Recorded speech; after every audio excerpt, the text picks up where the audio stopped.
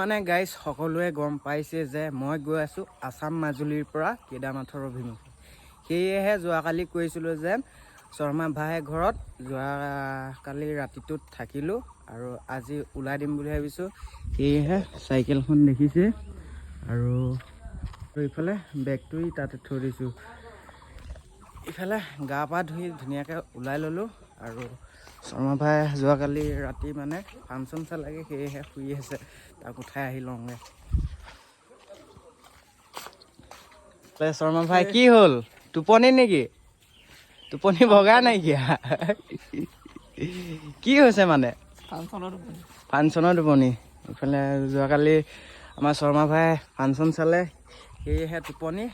আজি যিহেতু 8টামান বজাতে ওলাই দিম বুলি ভাবিছোঁ, তেজপুৰ পৰা যামগৈ আজি গহপুৰৰ পৰা গৈ।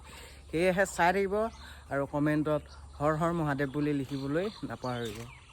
ইফালে শৰ্মা বাই বাই, যিহেতু এশান্তি দিলোঁ এৰাতিৰ কাৰণে, বেয়া খণ্ড নাপাবা আৰু বেলেগটো বাদ দিয়া, প্ৰব্লেম হ'লে মুঠতে ফোন কৰিবা, চটকৈ গৈ পাই যামগৈ। ঠিক আছে বাৰু, আজিলৈ শৰ্মা ভাইক বাই বাই দিছোঁ।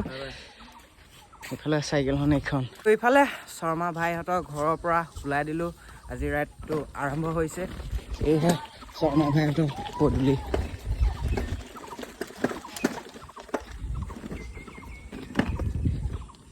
গাইজ পাই গ'লোহি গহপুৰ শিক্ষা নিকেতন, দেখা পোৱা গৈছে।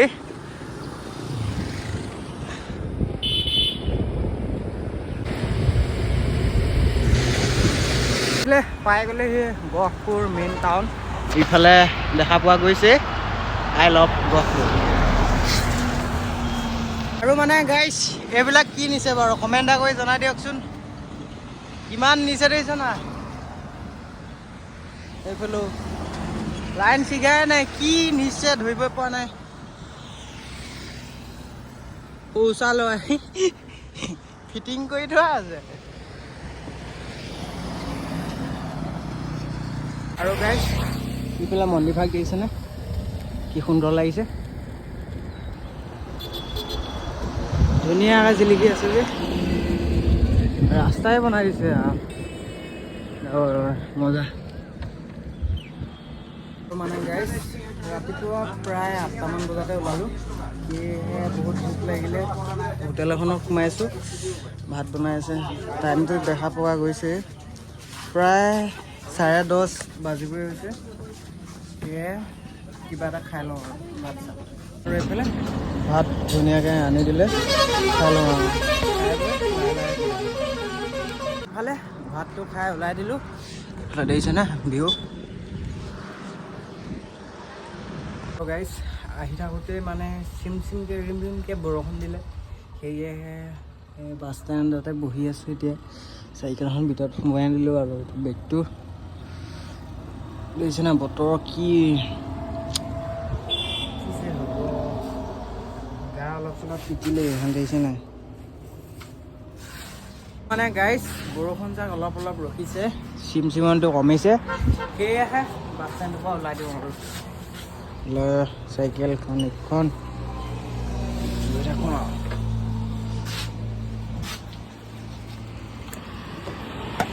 বিশ্বনাথ চাৰিআলি পাবলৈ বেছি টাইম নাই আৰু প্ৰায় 20 কিলোমিটাৰ মানে আছে। সেয়েহে আপোনাক তাত গৈ দেখুৱামগৈ কেনেকুৱা পৰিস্থিতি, আৰু সকলোৱে কমেণ্টত হৰ হৰ মহাদেৱ বুলি লিখিবলৈ নাপাহৰিব। এইফালে গৈ আছোঁ আৰু এইফালে দেখিছে নাই ৰাস্তা। ইফালে ফল মূল কিনিলোঁ, পুৰা চুবাই আহি আছে। এইফালে আপুনি দেখিছেনে।